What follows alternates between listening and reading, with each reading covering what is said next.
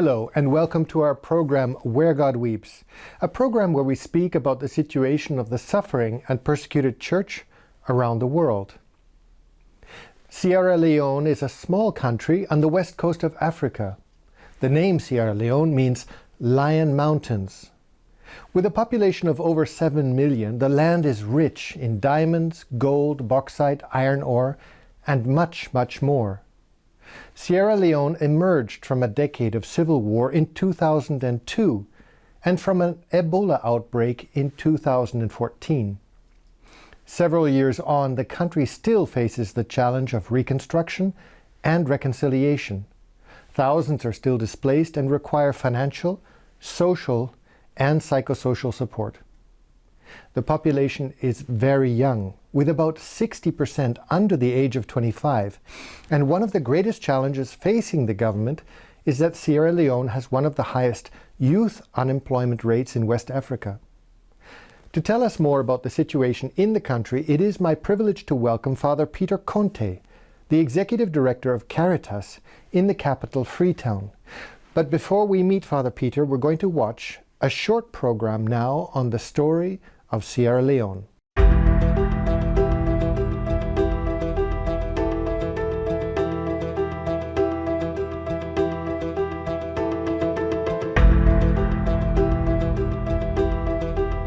Lying on West Africa's hilly west coast, Freetown is a city of freedom, with a history that goes back to 1787. Former slaves returning from Nova Scotia, loyal to the British, settled here. In 1808, Sierra Leone became a British colony. The city, and therefore Sierra Leone as a whole, regained its freedom and independence in 1961.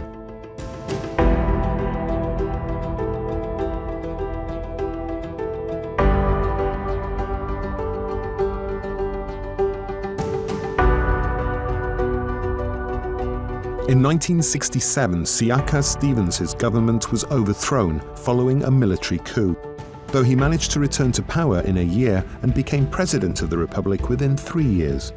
By the end of the 1970s, Sierra Leone was a one-party state. A civil war broke out in 1991 when the Revolutionary United Front, the RUF, led by former Corporal Foday Sankoh, attacked Sierra Leone from Liberia.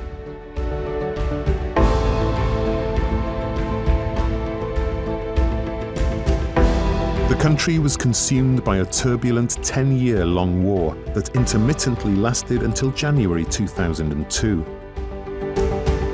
Civilians suffered unusually violent atrocities.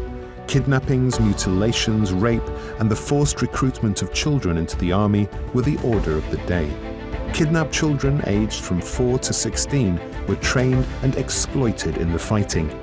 It is estimated that by the end of the war, 30% of the soldiers were under 15 years of age, whilst 90% of kidnapped girls were sexually abused.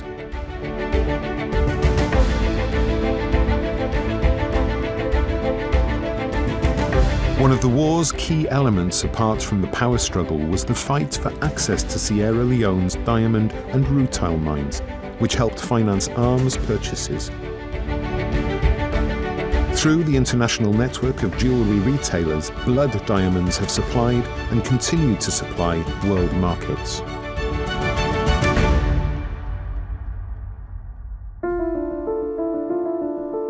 Over 50,000 people lost their lives in the war. 500,000 had to flee their homes, and over 60,000 orphans and street children were left without care, including former boy soldiers. More than 7,000 civilians were deliberately made into amputees, having arms or legs cut off. Of these, only 1/6 survived the conflict. One of the few politicians found to be responsible for the RUF's massacres and crimes, former Liberian President Charles Taylor, was sentenced to 50 years in prison by the International Criminal Court in The Hague. Today, Sierra Leone has more than 7 million inhabitants in a country covering an area of over 71,000 square kilometers. The civil war has ruined the economy, For many years now, Sierra Leone has maintained its 179th position in the Human Development Index. 70% of the population lives below the poverty line. Unemployment stands at 9% and over 50% of the population is illiterate. In 2015, the Ebola virus epidemic saw the country's gross domestic product fall by yet another 12%. It all began in December 2013 in neighbouring Guinea. Within 3 months, the Ebola virus epidemic had reached Liberia and Sierra Leone. Doctors Without Borders warned that the battle with the virus would be longer and tougher than usual. By mid-2014 and following patient protests, Liberia declared a state of emergency. Christmas and New Year's celebrations were prohibited in Sierra Leone. Within 18 months, Ebola had killed more than 11,000 people in 3 West African countries. By the end of the outbreak, in March 2016, more than 28,000 cases had been reported. Nearly 4,000 people had died in Sierra Leone.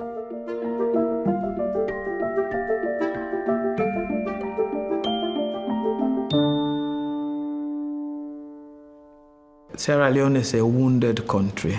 After the 10-year civil war, we tried to pick up the pieces, and then again we were struck by this Ebola. It was devastating for us. The cost of fuel has gone up, so that has affected other products as well. The things are expensive. Violence is on the increase. There's a lot of theft cases because people are not employed, especially the young people. The scars are still in people's hearts and minds. Any little thing might trigger. I only hope that we will listen to each other instead of fighting.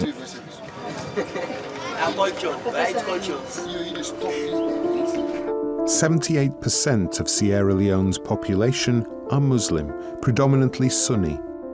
Over 20% are Christian of different denominations, whilst traditional religions remain very strong throughout the country.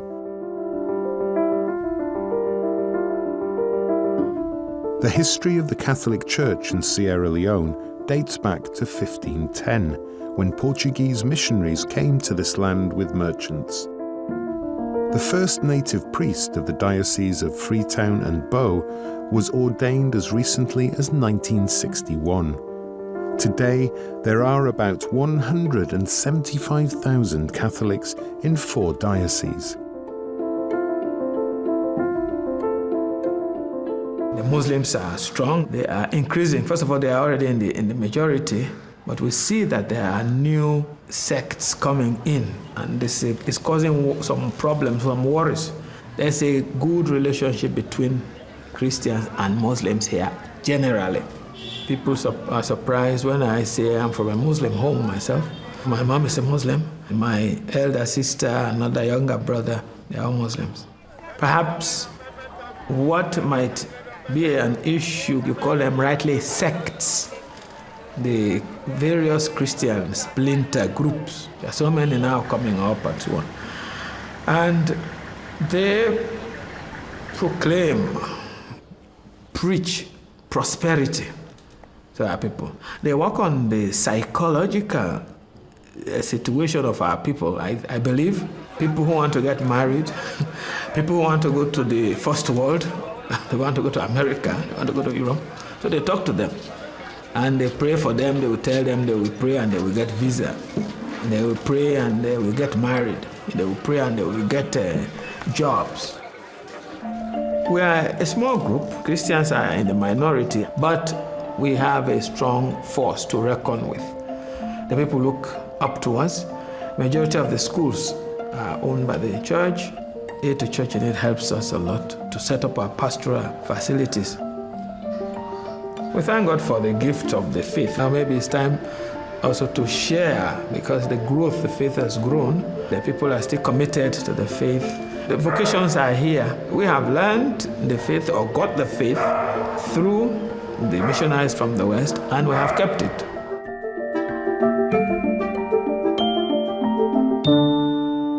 Father Peter, I want to take a step back. Exactly, you've mentioned the Civil War, a 10-year brutal civil war, which was in fact where you were ordained at the height of this brutal civil war. You found your vocation and you were ordained.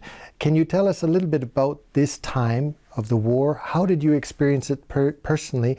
And what was this sign of your ordination during this terrible time of conflict? Sometimes, in fact, I wonder whether I was ordained properly with all the ritual, because whilst the ordination was going on, there was shooting in town.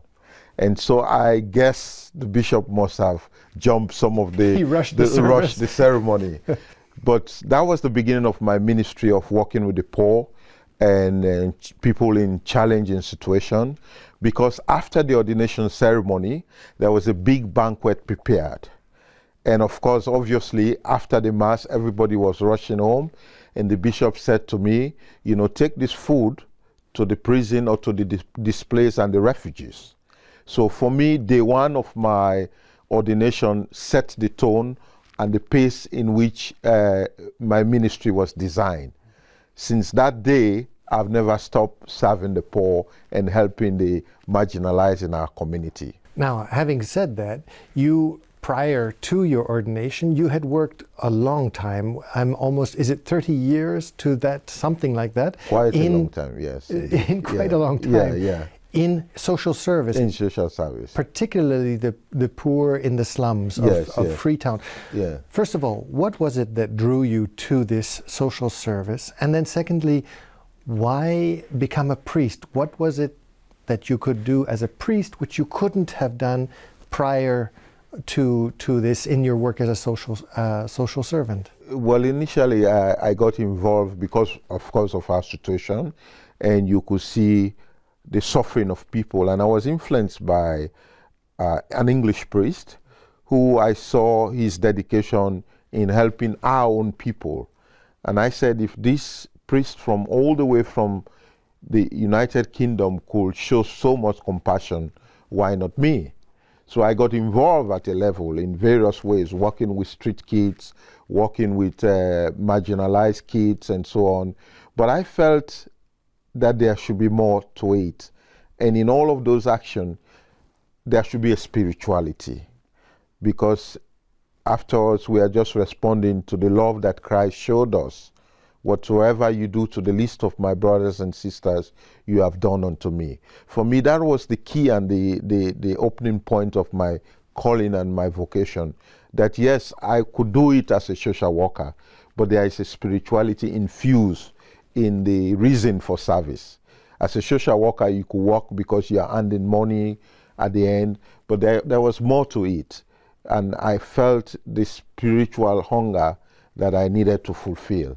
And hence I went to the seminary to continue, in other words, with a deeper spirituality and understanding of the meaning of service.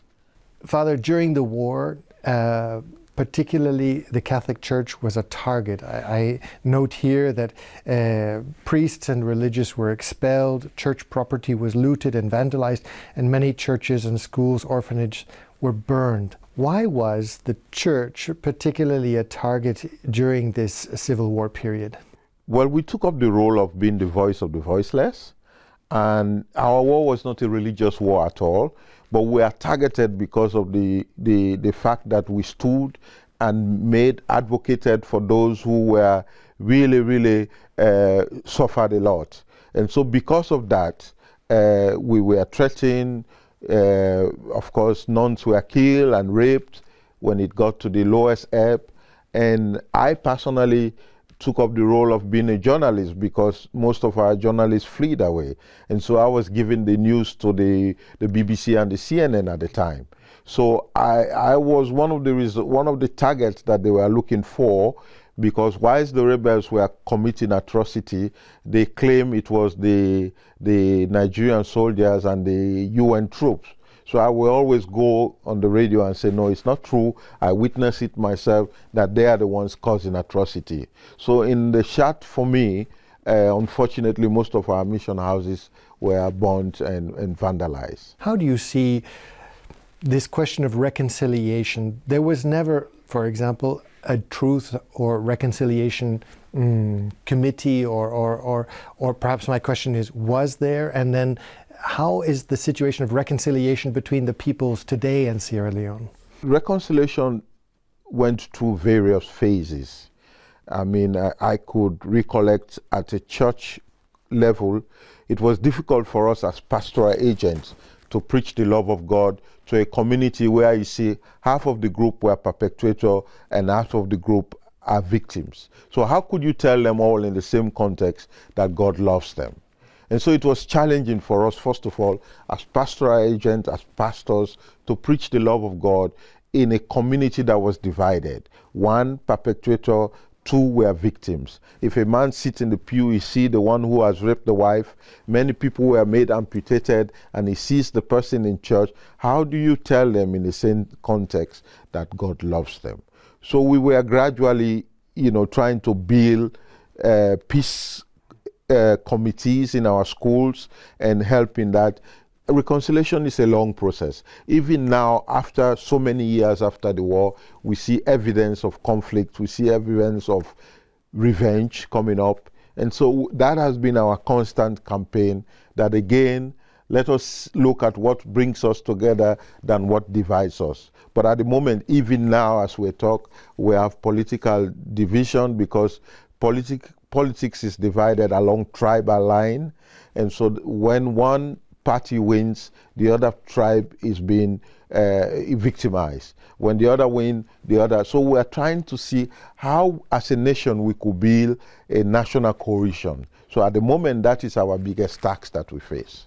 In your answer now, you've raised another question, and that is that you have Catholics on both sides, perpetrators and victims, which means that the tribe is given a higher position within the culture than the faith. It is. And how do you change that page? How do you turn that page so that the people understand that, in fact, the faith is something that guides and supports tribal and not the tribalism on the other side?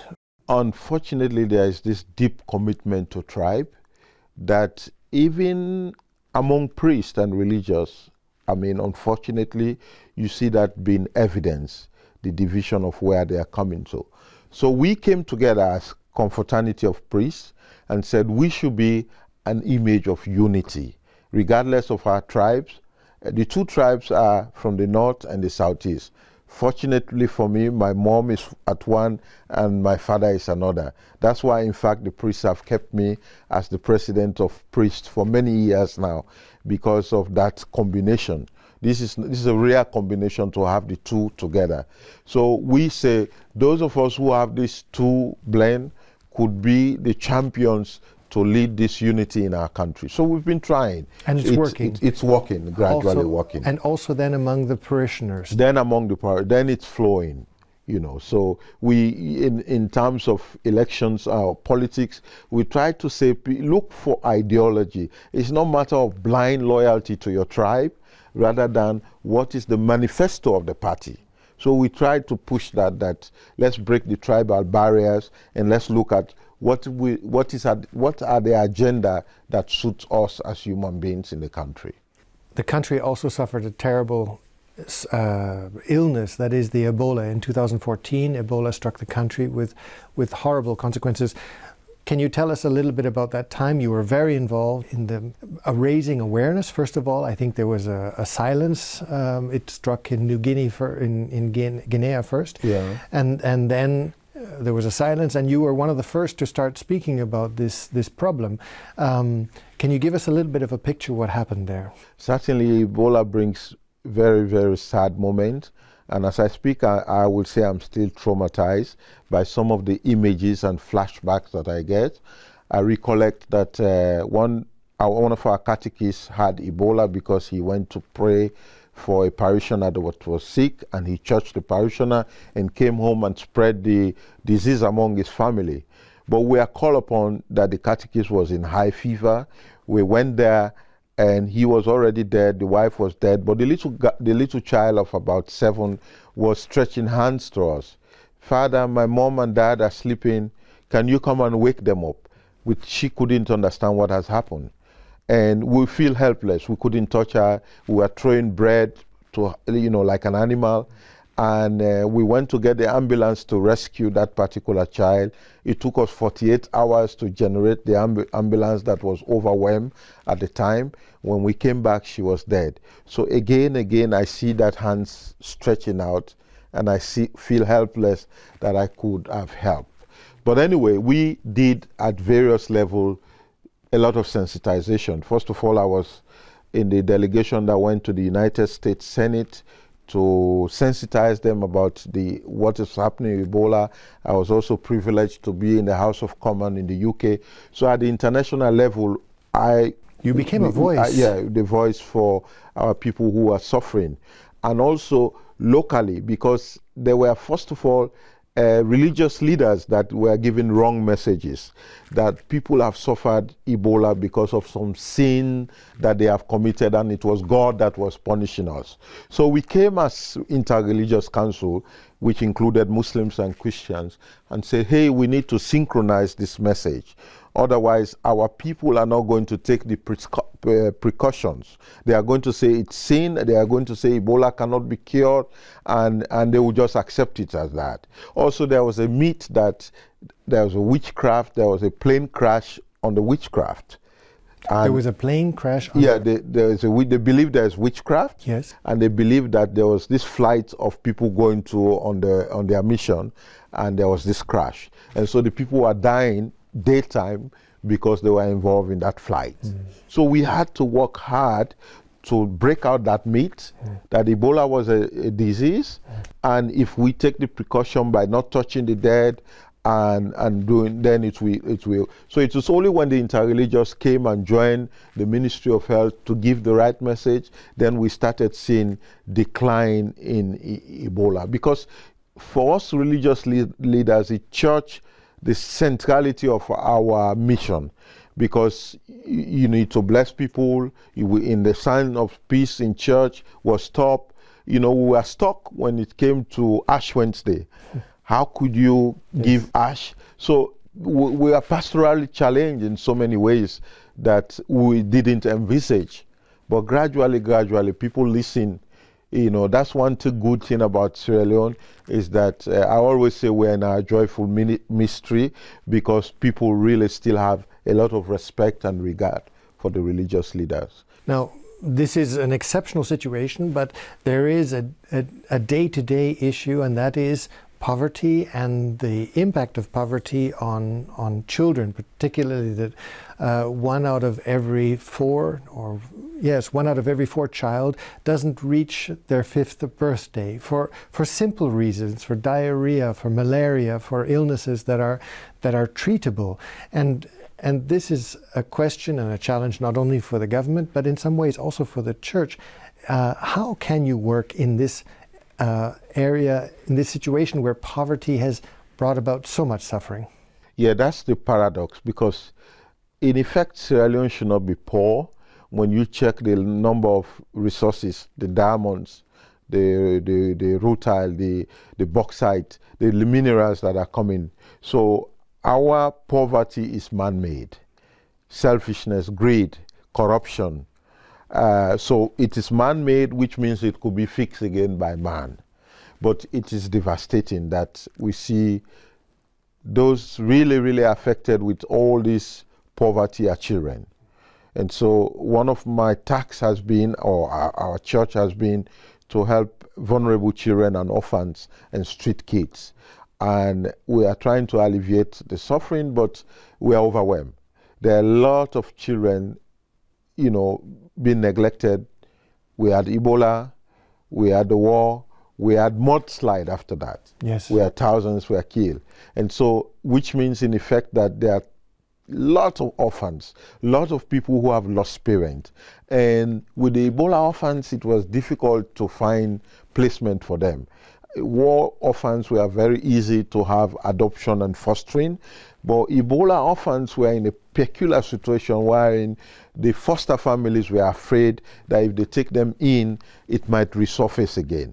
So that is why there have been an increase in the interim centers that we have built, so that we keep them ourselves. We don't intend to institutionalize these children, but at the end you don't find families to take them. So you have no option but to maintain them yourself. But the situation has been challenging, has been deplorable, and gradually we are trying to rebuild every structure again so that, you know, they'll grow up in an atmosphere of love and restore their smiles again.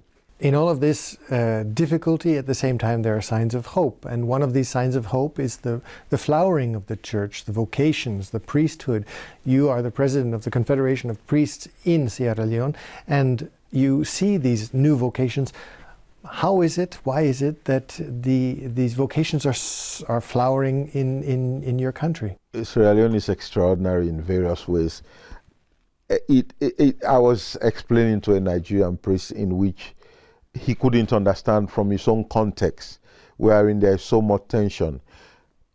60% of our priests were Muslims who went to our Catholic schools and are now priests. 60%. Very few of us are really from real Catholic homes. So it's amazing the way vocation is growing, and this is the result of the integrity and the credibility of the church. During the period of suffering, we were there. During the period of the war, the Ebola, we were the first call. When an emergency happened, we are the first and we are the last to leave. So these as nurtured people, they have trusted the institution as a church, and they rely that if there are difficulties, if there are challenges, the place that they go to for hope is in the church. Something remarkable I was explaining to somebody the other day, we have a Justice and Peace Commission that settles disputes in various communities. Many people are surprised that I have been called in various mosques, you know, to settle disputes among the Muslims. So we are seen as like leaders of peace. So that is enhancing the vocation a lot. It's a great witness. It is a great witness. Father, thank you for having been with us today in our program. Thank you very much. Thanks. And thank you, ladies and gentlemen, for having been with us today on our program, Where God Weeps. And if you'd like to know more about the work of Father Peter in Sierra Leone, or perhaps how you might be able to help through your prayers or your concrete help, I would encourage you to look at the contact information, and we look forward to seeing you next week. Take care.